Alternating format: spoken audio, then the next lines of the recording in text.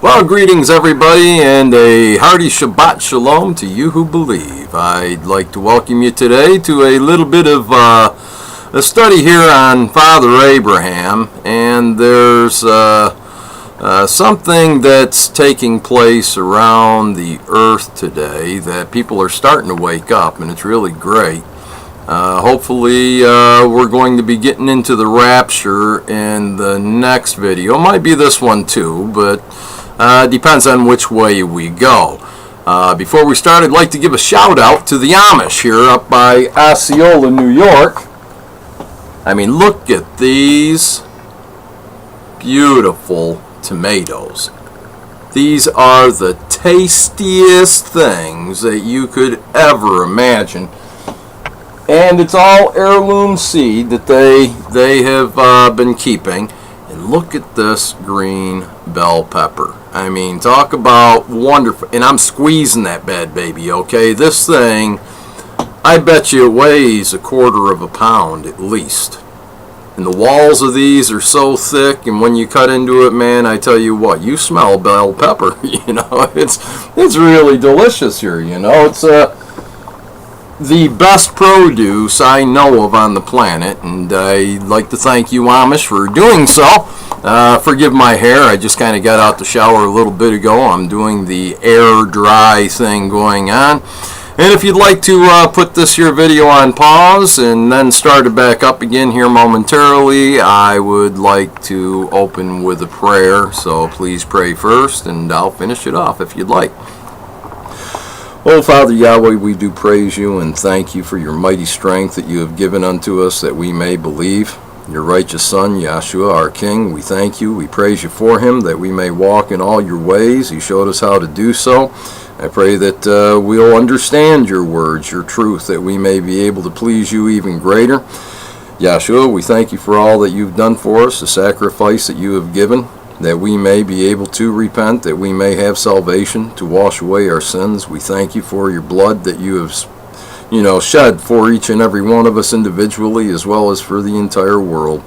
We praise you. We thank you for all things you have done for us. Please open our eyes and our heart to see what is to be brought out here, and I pray that you will bring it out, our King, because I don't know what I'm doing, but I praise you because you do. And in your righteous name, we ask these things, and because of your name, for your name's sake, we ask that it be done. Hallelujah, Yahweh. Alright, so let's jump in here. Who is Father Abraham anyway? A lot of people don't realize Father Abraham is who we should be like. Not so much the Israelites. They came from Father Abraham. Even our king said here in Yachanan, or John chapter 8:39, he said, "Then they answered and said to him, Abraham is our father." Yahshua said to them, "If you were Abraham's children, you would do the works of Abraham." See, now, most those in churchianity say we're not to do works, and yet our king says right straight out, we are to do these works, okay? So I wouldn't listen to the tithe collectors. I'd quit paying them unless they start teaching you the difference between the clean and the unclean, the holy and the profane. Forgot to set my timer. Okay, so hopefully we'll keep it down 12 minutes maybe. We'll see. And then Romans 4:2 it says, "For if Abraham was justified by works, he was something to boast about." He has something to boast about, but not before our Father. Okay, so it's not works that justify you, it's works that qualify you, okay? If you do these works, which are keeping the laws and the commandments and trusting in our Father, now through our King, since all things were given to him, then you are one of Abraham's offspring. It's just that simple. James 2:21, it says, "Was not Abraham our father justified by works when he offered Isaac his son on the altar?" In other words, the justification made him righteous. Okay, and being righteous is because he walked before our Father in spirit and in truth. Let's get into Genesis chapter 17. Okay, we'll start with verse 1. It says, "When Abraham was 99 years old, the Father appeared to Abraham and said, I am Almighty, Yahweh, walk before me and be blameless. Other versions say that that word blameless, which it also is defined as, is perfect. Be perfect. Now, this is the works of Father Abraham, for anyone that might not know what his works are. It says in verse 2 of Genesis 17, "And I will make my covenant between me and you, and will multiply you exceedingly." So it's the covenant. And what is a covenant? I just brought a video that shows that the covenant is where the laws, the commandments are written in your inward parts. They're etched in your DNA. Getting right down to it, that's where they are. As far as First Yachanan or 1 John chapter 3, please read that whole chapter. You'll see what sin is. It's lawlessness. It's when you don't keep the laws. And our King even said, "Get away from me, I never knew you, you who practice lawlessness." Lawlessness is sin, as 1 Yachanan 3 verse 4 says. But if you read the next few verses, you'll also see that those who are of our Father, those who are of our King now, Yahshua, cannot sin. And the reason they cannot sin is because they choose not to. They practice not sinning. They practice not being lawless, and they become part of this covenant that Father Abraham is blessed with. It says again in 17:2 of Genesis, "And I will make my covenant between me and you, and will multiply you exceedingly."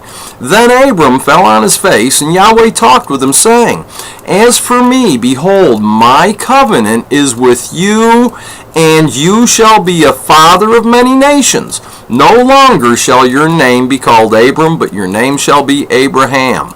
For I have made you a father of many nations. I will make you exceedingly fruitful, and I will make nations of you, and kings shall come from you." And this is Genesis 17:7. "And I will establish my covenant between me and you and your descendants after you in their generations, for an everlasting covenant, to be father to you and your descendants after you. I give to you and your descendants after you the land which you are a stranger, all the land of Canaan is an everlasting possession. I will be their father." Okay, and then our Father says in Genesis 17:9, he says, "And Yahweh said to Abraham, As for you, you shall keep my covenant, you and your descendants after you throughout their generations. This is my covenant which you shall keep between me and you and your descendants after you. Every male child among you shall be circumcised," and so on and so forth. And he brings out certain laws. Now, of course, Paul had a little problem when he was bringing out individuals to seeing the truth, and then you had those that were born and on the 8th day they had their weenies whacked. So these fellas, as soon as they seen a new fellow or, wanting to come into the faith, they'd say, "Hey man, you got to get your weenie whacked, man. If you want anything to do with the law, you got to get chopped." And that's not the right thing to do, because, someone that's out there practicing, with the temple harlots and such, to whack something like that, was quite devastating to them.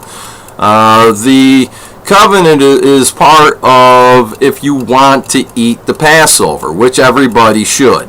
Okay, now when Paul had brought up these situations in front of the disciples, he went to Jerusalem for their advice, and the disciples are the ones, not Paul. Paul isn't the one that picked out like 4 parts of the law to tell these new converts to start practicing first.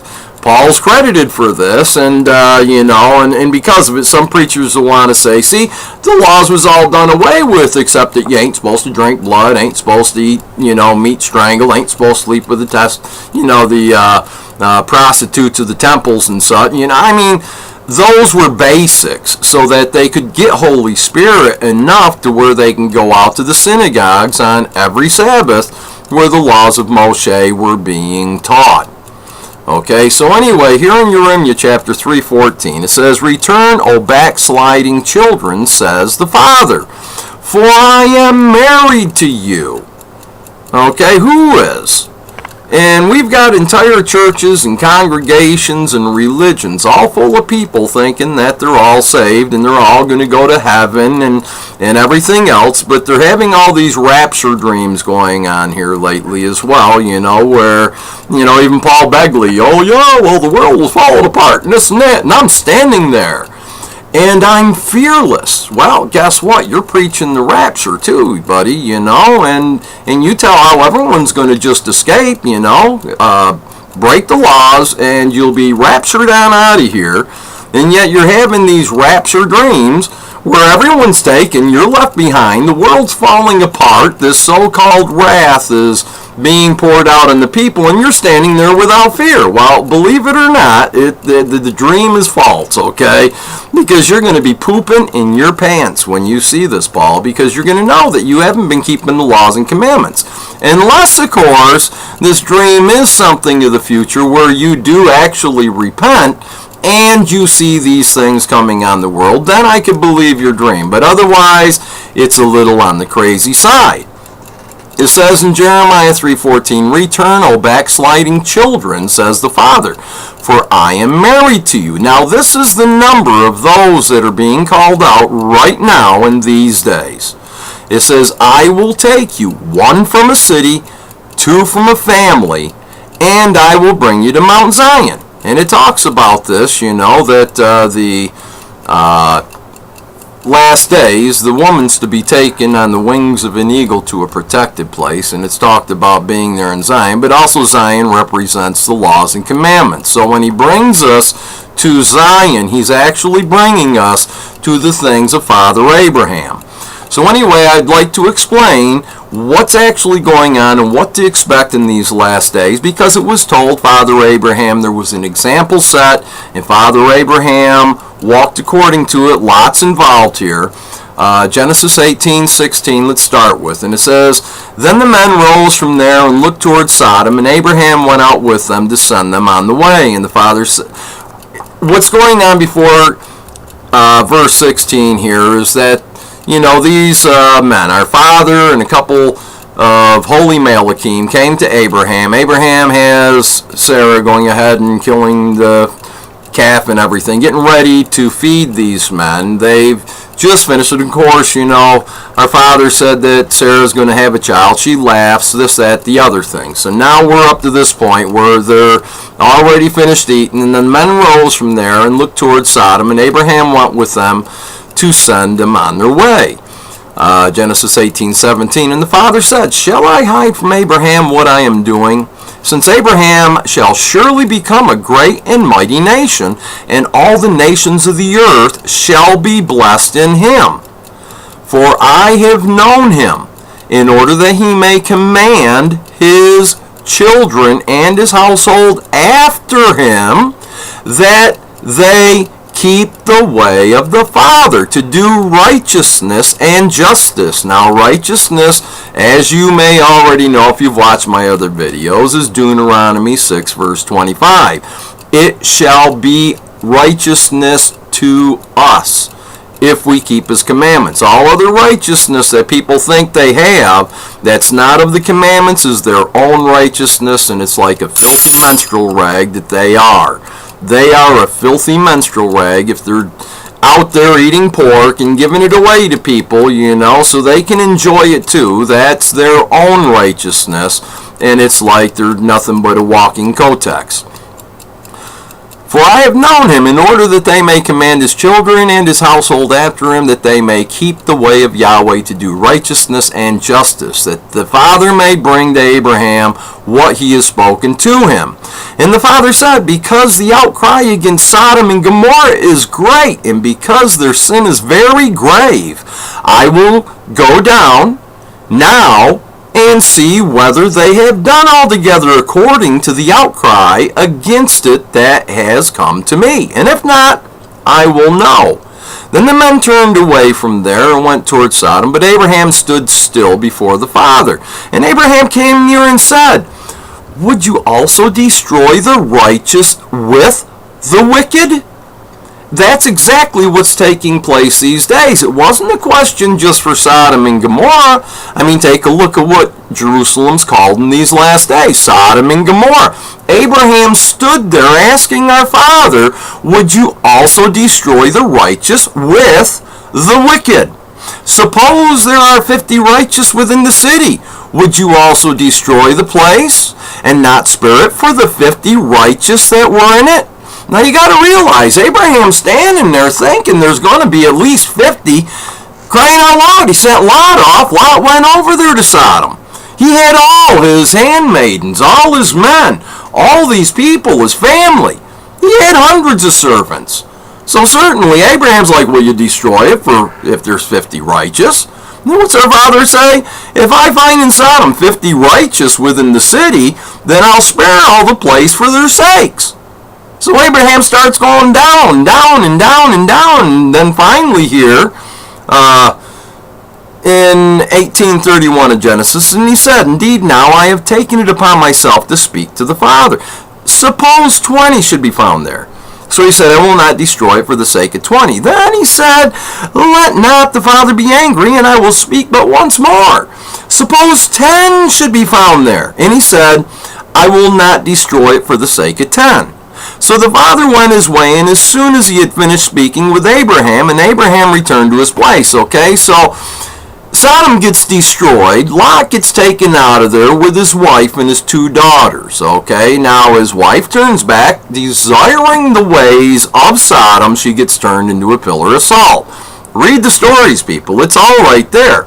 Once again, I want to show, though, that when the destruction is coming on this earth, it's not the destruction that most are looking for. There's going to be about 1/3 of mankind, 1/3 of the ocean, seas, land, trees, animals, everything like this, mankind, destroyed. Then the sealing of the 144 will take place, 144,000 will take place in their forehead. Again, I want to read Jeremiah 3:14. This is the number that you're going to see that's out there today, that's of the 144,000, those who are enlightened enough to be able to see and to carry this truth, this light with them. It says, Jeremiah 3:14, this is the total number, okay? You got to believe these things. It's true. The churches are not full of righteous people. Righteous people keep the commandments. You don't find the churches doing it. Stop paying your tithe collecting preachers. Return, O backsliding children. Okay, why are you backsliding? Because Abraham's works was the covenant, and the covenant is to have the laws written in your inward parts. Simple. The only way you're going to do that is by practicing to keep them. Return, O backsliding children, says the Father, for I am married to you. I will take you, 1 from a city and 2 from a family, and I'll bring you to the law, to Zion, to the covenant. I will bring you into this. You will be children of Father Abraham, and you won't sin no more, just like 1 Yachanan chapter 3 says. If you are born of the Father, you cannot sin. Right now, you're most likely sinning. If you can hear me, you're one that can hear. Blessed are you, okay? You're not one that's like going to be called out in the end when there's a number that no man can count. Those are basically the doubting Thomases. They would not believe until all hope has been taken away. And who's going to teach them how to put on the precious blood of our King? It's the 1 from a city and 2 from a family.